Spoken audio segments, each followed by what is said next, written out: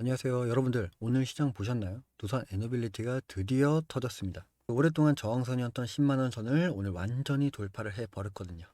많은 주주분들이 이걸 오랫동안 기다렸을 거라고 생각해요. 그래서 저도 오늘 아침에 차트를 보는 순간 바로 긴급 점검을 들어가야겠다 싶어서 이렇게 영상을 찍고 있는데, 근데 이게 솔직히 말하면 주가가 올랐다고 무조건 환호를 할 때는 아닙니다. 지금 이 순간 우리가 진짜 봐야 할 것, 왜 오르는지, 그리고 어디까지 갈 수 있는지, 이 두 가지거든요. 오늘 영상에서는 국내 증시의 영향부터 핵심 모멘텀, 그리고 절대 놓쳐선 안 되는 리스크까지 전부 짚어드릴 건데, 끝까지 보시면 목표가와 손절가까지 숫자로 딱 정리를 해드리니까 꼭 끝까지 보시면서 여러분들의 투자의 방향성을 잡아가시면 좋겠습니다. 자, 영상 보시기 전에 구독과 좋아요 한 번씩 눌러주시고, 일단 주가 상승에 요즘 가장 먼저 짚어드려야 될 게 있습니다. 왜 하필 두산 에너빌리티냐? 그냥 테마입니까? 아닙니다. 매크로, 즉 큰판 자체가 원전주에 유리하게 완전히 세팅이 됐어요. 그렇게 생각한 이유가 뭐냐면, 우선 첫 번째로 AI 데이터 센터 전력 쇼크입니다. 2026년 현재 전 세계가 AI 데이터 센터 확충 전쟁 중입니다. 챗 GPT를 쓰고 제미나이를 쓰고, 우리가 AI를 쓸 때마다 전기를 엄청나게 잡아먹는 거, 이슈나 뉴스를 보시면 알고 계실 거라고 생각합니다. 근데 이게 태양광이나 풍력으로는 이 수요를 절대로 못 따라가요. 밤에 해가 지면 태양광이 꺼지고 바람이 안 불면 풍력도 멈추고요. 24시간 365일 꺼지지 않는 기저전력, 이게 바로 원전이어야 한다는 인식이 이제 완전히 자리를 잡았습니다. 두 번째, 지정학 리스크 완화입니다. 호르무즈 폐업 아시죠? 이 중동 리스크 완화가 어느 정도 시그널이 나와주면서 투자 심리가 개선이 되고 있고, 유가도 현재 안정화가 되고 있어요. 이렇게 유가가 안정이 되면 에너지 인프라 기업들은 비용이 줄어듭니다. 그게 두산 에너빌리한테도 굉장히 긍정적으로 작용을 한다는 거예요. 세 번째, 정부 정책의 연속성입니다. 현 정부가 원전 수출에 정말 강력하게 드라이브를 걸고 있어요. 신규 원전 계획도 어느 정도 구체화가 돼주면서 정책의 불확실성, 이 내용도 거의 다 해소가 됐습니다. 이게 무엇을 의미하냐면, 기관 자금이 방향을 잡고 두산 에너빌리티로 집중할 수 있다는 겁니다. 그렇기 때문에 판을 전부 다 깔아주었다. 이거에 비롯해서 추가적으로 구체적인 이야기를 좀 들어가 보자면, 핵심 모멘텀 세 가지를 간단하게 여러분들께 말씀을 좀 드릴게요. 첫 번째, 체코 원전 본계약입니다. 올해 26년 2월에 체코 원전 오르코기 터빈 공급 계약이 체결이 됐거든요. 규모가 무려 5조 6천억입니다.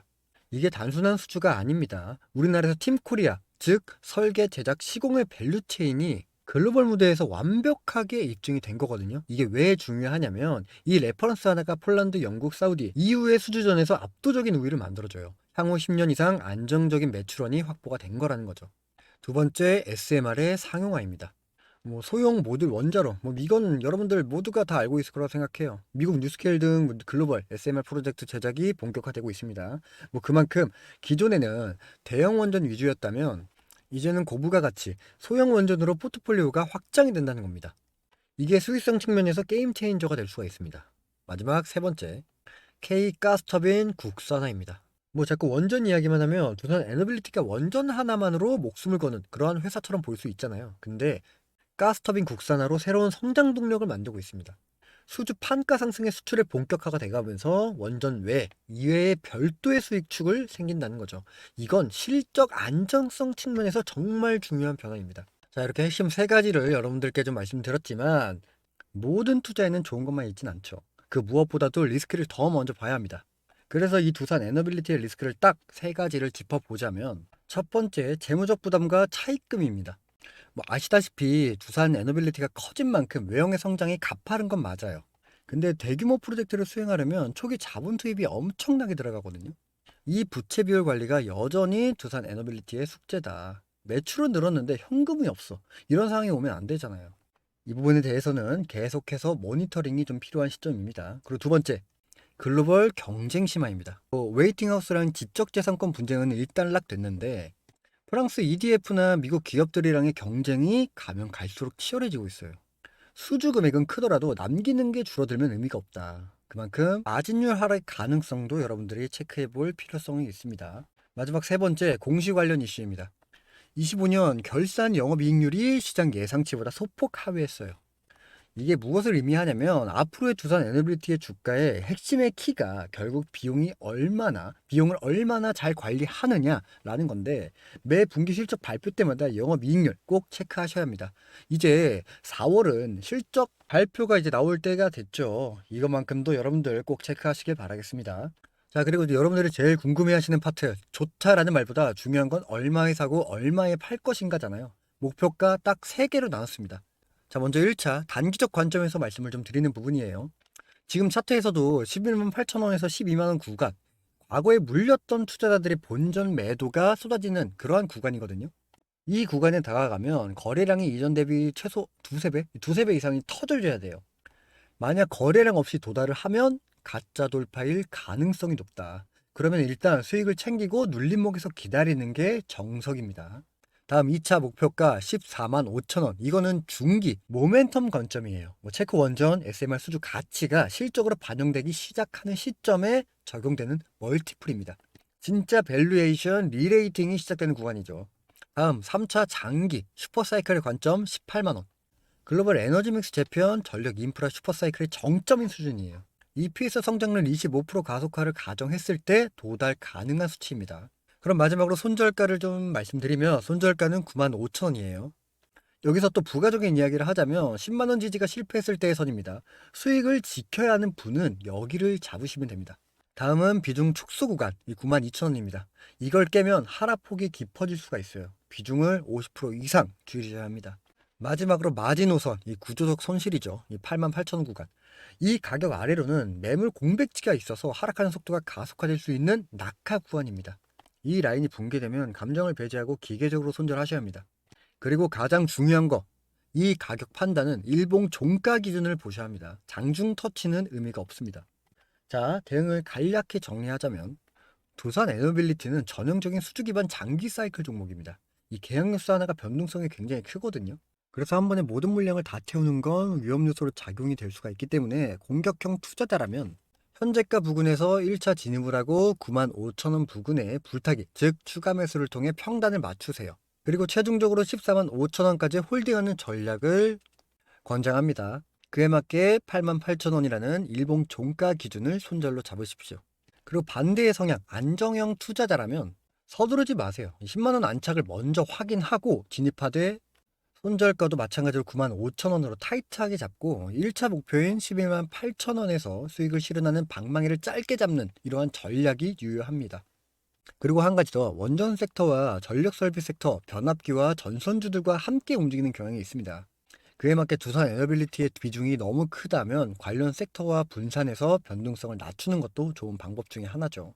그리고 마지막으로 오늘 두산 에너빌리티 긴급 점검을 말씀드렸는데, 정리하면 이 매크로가 완벽하게 세팅이 됐고 체코 원전 SMR, 가스터빈이라는 실질적인 성장 동력도 확보가 됐어요. 근데 이 재무 부담, 경쟁 심화, 이익률 문제도 있으니까 리스크 관리도 꼭 인지하시고, 주식은 대응의 영역이지 가격을 맞추는 게임이 아니에요. 흐름상 오늘 제가 말씀드린 가격대에서 차분히 분할로 물량을 모아가시는 방향성을 말씀을 드렸지만, 솔직히 제가 이렇게 말씀을 드려도 여러분들의 계좌에 어디서부터 어떻게 대입하기까지가 어려울 거라고 생각해요. 그래서 제가 지금도 실시간 대응 이렇게 말씀드리고 있는데, 하단 고정 댓글에 있는 링크를 통해 종목 공부방에서 이 대응을 실시간으로 이어가고 있습니다. 뭐 여기서도 분할 비중 조절을 위한 매매 타점을 우리 구독자분들과 함께 실시간으로 공유하고 있으니까 부담 없이 참여를 해주시면 됩니다. 또 이게 유료가 아니냐, 돈 내고 하는 게 아니냐라고 여쭤볼 수 있는데, 영리를 취하기 위한 목적이 아니라 그저 소통의 목적으로 만든 커뮤니티니까 들어오고 싶을 때 들어오시고 나가고 싶을 때 편하게 나가셔도 됩니다. 그만큼 부담 없이 여러분들이 참여하시면 저한테도 편하게 질문하셔도 됩니다. 뭐 투자의 방향성이라든지 진입의 타이밍, 가격대별 대응에 대해서 여러분들의 생각과 질문 모두 답변드리고 있으니까요. 투자의 방향성을 못 잡겠다 하시는 분들은 그냥 편하게 들어오시면 됩니다. 그리고 제가 여러분들에게 현재 시장에 대해서 딱 한 가지만 더 말씀드리려고 하는데, 요즘 시장을 보면 저는 이렇게 생각을 합니다. 주식시장은 혼자 보는 시장이 아니라 함께 있는 흐름이다 라는 이야기를 좀 전해드리고 싶어요. 결국 함께 할 때 그 기회를 얻게 되는 것이기 때문에 제가 여러분들에게 투자에 도움이 될 수 있는 히든줄을 여러분들에게 선물로 드리려고 합니다. 그 전에 지금 제 채널을 구독과 좋아요 눌러주신 모든 분들에게 공유를 해드릴 테니까 한 번씩 눌러주시길 바랍니다. 자, 어떤 종목인지 궁금하시죠? 바로 말씀을 드리도록 할게요. 그 전에 여러분들께 질문을 먼저 드려보자면 현재 대한민국 증시에서 가장 천문학적으로 돈이 몰리는 섹터는 어디입니까? 네, 맞습니다. AI, 로봇, 반도체, 원전 이 섹터들이 지금 현재 강세를 보여주고 있죠. 그만큼 미래 산업 먹거리에 돈들이 몰려있는 상황이라는 겁니다. 그럼 이 섹터들을 통해 큰 수익을 볼 수 있는 곳은 현재 어디일까요? 맞습니다. 현대차입니다. 그렇다고 제가 현대차 자체를 말씀드리는 게 아니라 바로 현대차를 통한 수익 구조가 보여지고 있는 수혜주를 말씀드리려고 해요. 현 시장에서 현대차가 올라가는 이유가 어떤 것이 있었나요? 네, 맞습니다. 보스턴 다이나믹스가 상장을 하기 때문에 그에 걸맞는 기대감이 중폭이 되어지면서 주가는 올라간 거겠죠. 그럼 우리는 다른 관점으로 보스턴 다이나믹스 상장에 관련돼 그에 걸맞는 수혜주를 알아봐야 된다는 거예요. 제가 이 보스턴 다이나믹스 관련주까지 여러분들께 전달 드릴 거니까 꼭 한번 확인해 보시고 이 다이나믹스, 이 다이나믹스 관련주로 알려드린 히든주가 차트를 잠시만 보시죠. 자, 지금 보시는 차트가 의미하는 게 굉장히 많아요. 여러분들이 꼭 확인해 보셔야 하는 종목이고 제일 중요한 건 이 주가가 현재 가진 재료에 비해 굉장히 느린 움직임을 좀 보여주고 있는 부분이라는 거예요. 이게 굉장히 재미없어 보이는 종목이긴 하겠다만 실질적으로 주가는 계속 안정적으로 우상향하는 이러한 그림들이 좀 보여주고 있습니다. 자, 그렇기 때문에 이 종목, 뭐 주가가 이렇게 무너질 것 같다라는 생각은 일단 안 드는 종목인데 최근에 좀 급등을 했죠. 이 최근 급등을 해서 이 박스권을 탈피, 뭐 올라가는 과정인데 우리가 봐야 하는 핵심적인 부분이 바로 여기입니다. 이 기업의 이익, 즉 재무제표를 한번 확인을 해 봐야 한다는 거예요. 이 매출에 대한 부분들도 뭐 꾸준히 증가하고 있고 영업이익도 꾸준히 증가하고 있습니다. 자, 그렇다면 2021년을 대비해서 2024년 이익을 한번 보자면 영업이익이 무려 4배가 늘어났습니다. 그에 반면에 2021년, 2024년도에 주가의 움직임을 보면 어떻습니까? 크게 변한 게 없죠. 영업이익이 4배가 늘어난 주가가 맞다고 생각이 드십니까? 절대 아니라는 거예요. 영업이익은 무려 4배가 늘어났는데 주가가 그대로라는 것. 거기다가 이 내용에 대한 상승적인 부분이 현재 반영을 받고 있다? 그럼 투자자 바운더리 안에서 평균적인 가격대를 35,000원이라고 봤을 때 영업이익이 4배가 증가했다라고 한다면 얼마가 됩니까? 대략적으로 계산을 한다면 14만 원이 되겠죠. 거기다 여기서 우리가 또 봐야 하는 게 무엇이냐면 소개드린 종목이 단순히 자동차 부품만을 제조하는 그런 회사는 아니라는 거예요. 자, 여기 좀 보시면요. 이 기업이 직접적인 수혜주를 받을 수밖에 없는 이유가 보스턴 다이나믹스의 로봇 스팟을 아실 겁니다. 레그 어셈블리에 대한 부분들도 공급을 하고 있는 데다가 스트레치라는 움직이는 물류 로봇 모멘텀의 램프도 함께 공급을 하고 있죠. 투자자 관점에 따라 별거 아닐 수 있는데 하고 생각을 할 수 있습니다만 현대차 로보틱스 랩에 관련된 핵심적인 부분도 함께 언급을 하고 있다. 결국 이 내용을 아울러 봤을 때 여러분들이 생각해야 하는 건 이게 테마주입니까? 아니죠. 수혜주라는 거예요. 이렇게 생각하는 이유가 뭐냐면 여기서 핵심은 보스턴 다이내믹스가 상장을 했을 때 어떠한 역할을 할 것인가 라는 겁니다. 자, 생각을 해보자면 보스턴 다이내믹스가 상장을 한다 라고 했을 때 어떠한 이슈가 발생이 됩니까? 바로 상장한 돈으로 밸류체인의 확대를 진행할 거예요. 결국 공장을 증설하고 연구, 개발비 늘리고 그 다음에 공급망 확대가 목표이기 때문에 AI 시대가 점차 다가올수록 시장도 함께 커져가는 상황이 그려지는 만큼 로봇을 많이 만들어야 하는 상황이 시대적으로 함께 맞물린다는 겁니다. 이 내용을 바탕으로 연구용에서 양산형으로 공급 물량이 기하급수적으로 확대가 가능한 상황도 그려진다는 거고 지금 현재 수작업으로 소량 생산하고 있는 아틀라스에 대한 미래 연간 목표가 3만 대의 규모로 커지는 계획을 가지고 있는 거라면 로봇 공장을 증설함과 동시에 증설된 공장에 들어가는 부품의 수요도 함께 커지겠죠. 그렇기 때문에 보스턴 다이나믹스의 가치와 알려드리고 있는 이 기업의 가치는 동반적으로 성장할 수밖에 없다는 결론이 나오게 됩니다. 지금 현재도 6만 원대, 주가가 6만 원대에 형성이 되고 있지만 우리가 21년도에 영업이익이 1,000억, 그리고 이번 영업이익이 4,000억. 더 나아가 앞으로의 영업이익도 점진적으로 증가가 될 기업 가치가 현재 주가에 반영이 되지 않고 있다면 윗 구간까지 쭉 열려있는 이 종목을 통해 그에 걸맞는 수익들도 여러분들이 함께 가져가시면 좋겠습니다. 당연하게 열려있는 윗구간의 수익은 여러분들이 생각하시는 것보다 큰 수익으로 다가와질 겁니다. 전 개인적으로 이 히든주 서둘러서 받아보시면 좋을 것 같아요. 왜냐면 점점 시장의 흐름에 따라 우상향이 되고 있는 부분이기 때문에 매수하는 가격들도 점차 오르고 있는 상황이라 서둘러서 받아보시면 좋을 것 같고요. 구독을 눌러주신 만큼 구독자분들에게 제가 드리는 큰 값어치의 선물인 히든주, 이 히든주를 하루빨리 꼭 받아보시면 좋겠습니다. 히든주의 참여 방법도 매우 간단한 설문을 통해서 진행이 됩니다. 하단 고정 댓글을 보시면 링크가 보이실 겁니다. 두 가지 되는 질문인데 이 질문에 답을 해주시면 됩니다. 20초도 안 걸리는 짧은 설문이니까요. 쉽게 구독과 설문 작성으로 큰 수익을 가져갈 수 있는 히든주를 하루빨리 꼭 받아보시길 바라겠습니다.